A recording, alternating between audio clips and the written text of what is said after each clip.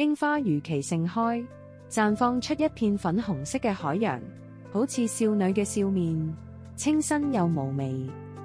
樹梢上嘅櫻花，隨住風嘅節奏，喺空中翩翩起舞，增添咗無限柔情同美麗。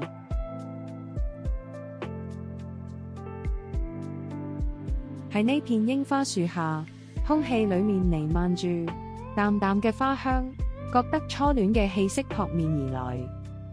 呢種香氣唔單止唔濃烈，反而係清新甜美，輕輕撩撥緊每一個過路者嘅心靈。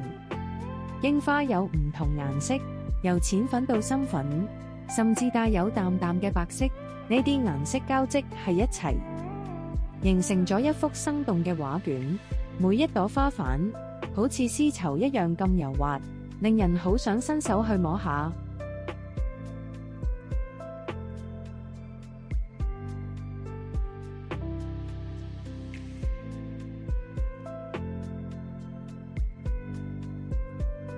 當陽光射落嚟嗰時，花瓣表面散發出微微嘅光澤，感覺係一件精緻嘅藝術品。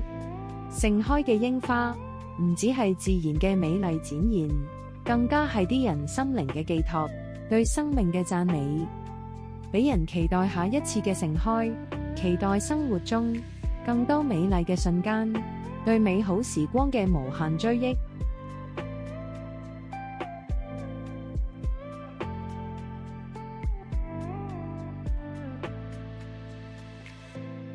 喺呢啲咁熱鬧嘅環境裏面，狗狗都唔少得佢嗰份，一齊嚟享受呢個春日嘅溫暖。